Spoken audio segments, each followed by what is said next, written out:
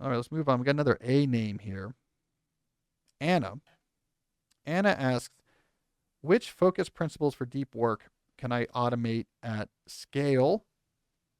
I have 100,000 or more employees that I manage or work with. Oh, I work with internal productivity tools at a large tech company with over 100,000 employees.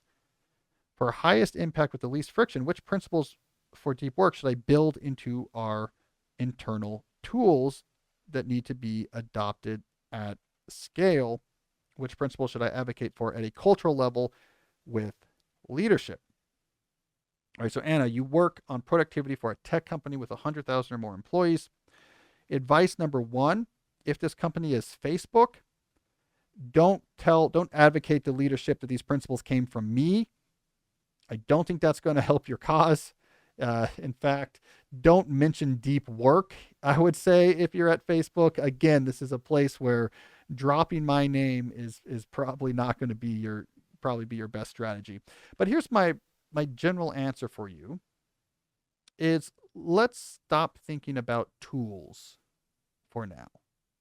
I think this is a common techno solutionism framework that people have in tech, which is the right tool will engender the right way of working. You improve work by introducing better tools. I think that gets it backwards. I think if you go back, let's say, to the Rouge River Henry Ford plant in 1910, pre-assembly line, and you look at this thing and you're standing there with Henry and you say, how are we going to make this more productive? How are we going to produce more cars with the same amount of resources? His answer would not have been, we need a better tool. We need a better car building tool. And if someone invents a better car building tool, then we are going to be able to build cars faster. That's not what he did. Instead, he invented a whole new process for producing cars, a process based on the continual motion assembly line. Now, the actual tools required to implement this, most of them were things that already existed. He deployed existing technologies to implement it. And in some cases, he had to invent custom tools where they did not exist, but the tools came second.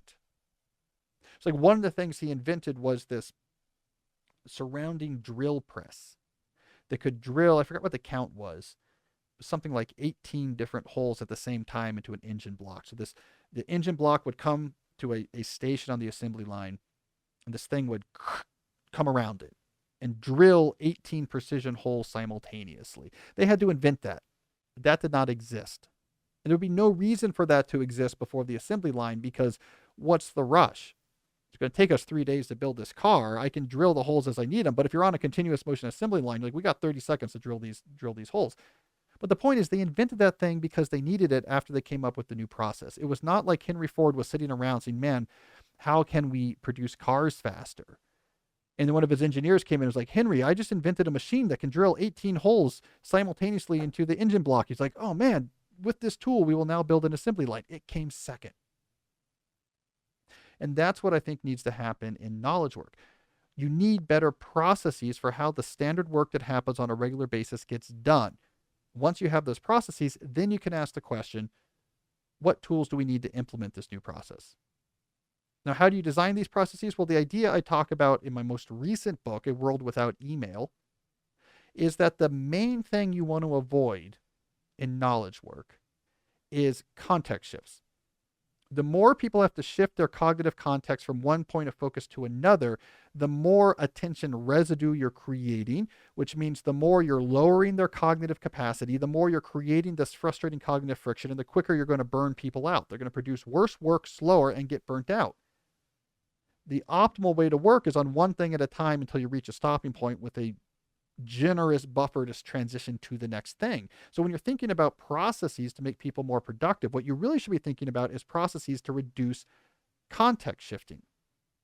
And so how do you measure that? Well, I argue in A World Without Email that the most convenient proxy for context shifts, so if you say, here's our new way for collaborating on producing a report, here's our new process for producing a new code feature. The best proxy for measuring how much context shifting is this process going to create is to instead ask a related question. On average, how many unscheduled messages am I going to have to see and reply to in order to complete this objective? Whether they're coming in email, whether they're coming on Slack, whether they're coming on Teams. How many unscheduled messages will I have to see and respond to as part of actually finishing this objective? Now, the reason why that's the best proxy for context shifting is this is the major source of context shifts in modern knowledge work, is the need to monitor ongoing back and forth conversations happening in email, happening in Slack, happening in Teams, where you have asynchronous back and forth conversation happening that requires you to see messages that are going to come at unpredictable times and need a response. This requires you to check inboxes and channels all the time. Those checks generate most of the context shifts that are destroying us, cognitively speaking, as knowledge workers. So if you want to compare process A to process B for the same objective, say which one is going to require less unscheduled messages that need a response. And so maybe you say, you know what, instead of just rock and rolling on email and going back and forth to gather feedback to finish this report, we're going to set up a process where we have a shared folder where the report goes in on Monday, and everyone's feedback has to go into this Google Doc by Wednesday, close of business. Thursday, I write the first draft. Friday morning, it is open for people to look at. I have office hours Friday afternoon. You come to my office hours if you have any questions. I always have a half hour right after those office hours to polish the document with people's feedback. The designer knows whatever they see in that Dropbox folder at the end of Friday, they can format and post. Like, that is a process that requires no unscheduled messages that need to be responded to. And so that would be better than another process where you say, let's not get weighed down with this, guys. Just hit me up on Slack when it's ready, and we'll go back and forth. I can ask you questions if I have questions, and I'll let the designer know via email when it's ready. That would be easier, but who cares about easy? The assembly line was a huge pain. That wasn't easy, but it produced cars 10x faster. Same thing with this. That scenario A requires less unscheduled messages, so it's a pain. Who cares? That's less context shifting. That's better. So that's how I think about designing better processes in knowledge work.